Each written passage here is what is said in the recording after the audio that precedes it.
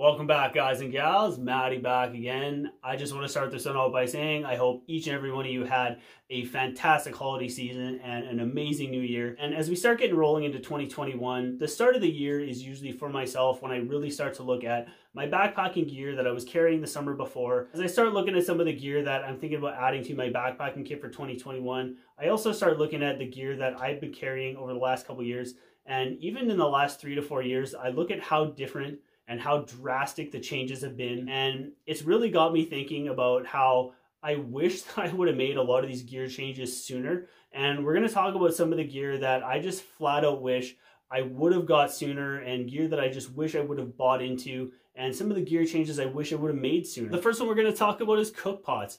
Now, 3 to 4 years ago, my cook pot of choice is 2-liter MSR Alpine cook pot.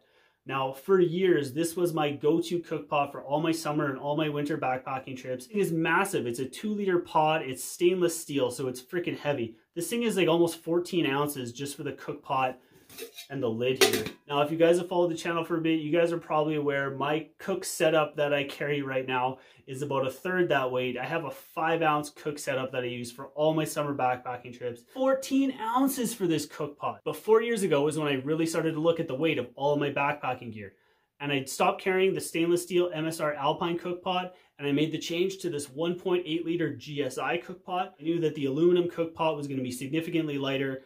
I was still terrified of not carrying a massive cook pot. I knew that I could carry a significantly smaller cook pot, but I just couldn't mentally get over the thought of, what if I need to boil up a liter of water? I'm not gonna lie to you guys, I don't ever boil more than 500 mils of water at a time. I do all my own boil in a bag meals. I know a lot of people like the aluminum cookware because it's got the better heat transfer than titanium. But one thing I really found with the aluminum cook pots is how bad they flex and warp. So then I made the dive into titanium cookware. My very first titanium cookpot was a Toaks 1100 mil titanium cookpot. This thing comes in at just under 6 ounces.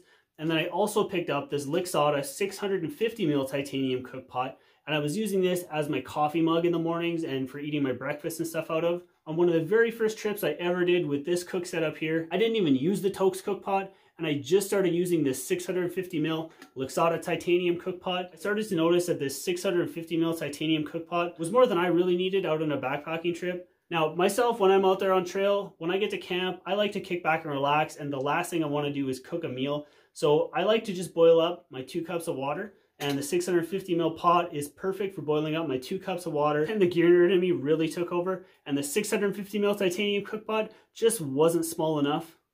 So I made the change to the Toaks 550 mil titanium cookpot. I literally made the switch to the Toaks because it was the smallest and lightest titanium cookpot that I could find out on the market right now, that I could boil 2 cups of water. I actually got this with my very first ever check from YouTube for making my YouTube videos. So that was kind of my treat to myself for being able to monetize my YouTube channel, and I went with the Toaks 550 mil titanium cookpot.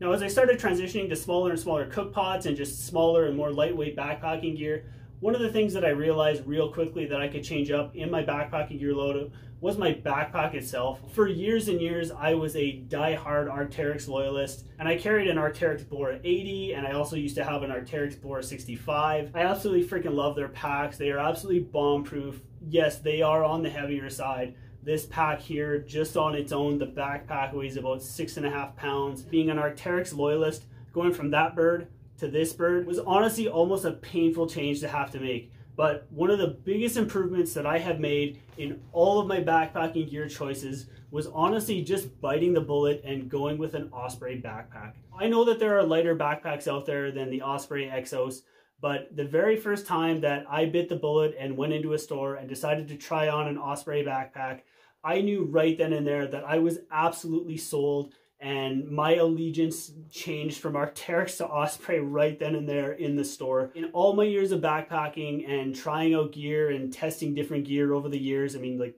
we're talking nearly 20 years of backpacking, I have never put on a backpack that fits more comfortably and carries a load better than an Osprey backpack. For me and the base weight that I carry, the Osprey Exos lineup is absolutely perfect. It's got the perfect design, and it's as simple as I want a backpack to be. These anti-gravity suspensions that Osprey's got going on with the suspended mesh back panel is just absolutely freaking perfect.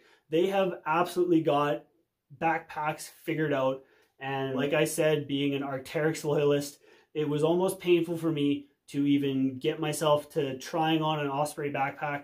But the second I did, I was absolutely sold, and there is no looking back. And talking about this backpack specifically, just another reason that I am just a massive Osprey fanboy now is their warranty program. I mean, Arc'teryx has a fantastic warranty program as well. For the last 3 years, I've been carrying a green Osprey Exos 58 backpack. But this past summer, I took a pretty bad stumble on a backpacking trip and actually ended up tearing and cutting the hip belt on my backpack. The hip belt on my Exos 58 actually saved me from some pretty significant injury and cutting my hip up, and took the brunt of a fall. But the hip belt on my Exos was absolutely destroyed, and I got in touch with Osprey and they mailed me a brand new pack as a warranty replacement. I wish years and years ago I would have made the change from the Arc'teryx bags to the Osprey bags. They're lighter, they are so much more comfortable, and yeah, I'm in love. Now, with making the change to an Osprey backpack is not the #1 piece of backpacking gear that I wish I would have switched out, and I wish I would have made the change to sooner. Making a change to a hammock absolutely is. This is my Little Shop of Hammocks Warrior. This is the very first hammock that I picked up when I decided to make the change from being a traditional tent camper to being a hammock camper and using a hammock out of my backpacking trips. For me personally, I think this is probably the most significant change that I made to my backpacking gear loadout, simply for the comfort and simply for the quality of sleep that I get out on a backpacking trip when I'm taking my hammock. Now, that's not to say that I was not sleeping good and I was not comfortable sleeping in a tent out on backpacking trips, but I always found that no matter what air pad I was sleeping on, I would always wake up 3 to 4 times throughout the night to have to readjust myself. I would get pressure points in my shoulders and my lower back, and I was always tossing and turning, and I never really got a full night's sleep. I would get enough sleep and I would wake up feeling rested, but the sleep quality I get curled up in a hammock is absolutely out of this world compared to what I was getting sleeping in a tent. I absolutely wish I would have made the switch years before I did, and I fully admit that before I actually made the change to hammock camping and really gave it a decent try and was open-minded to it, I used to think that hammock camping was such a fad, and I used to think that people were just into hammocks because it was something different, and I thought there's no way that you're going to sleep comfortably in a hammock. And the very first time I tried one out on an afternoon and got to take a nap in one, I was absolutely sold. And I ate my words when it came to hammocks. They are the real deal. If you guys have thought about it, absolutely worth taking a look at getting yourself into a hammock. Like I said, going from tent camping where I was waking up 3 to 4 times throughout the night, when I'm in my hammock, if I don't wake up in the middle of the night to have to go pee, I will sleep a solid 9 to 10 hours every single night on trail out of my hammock.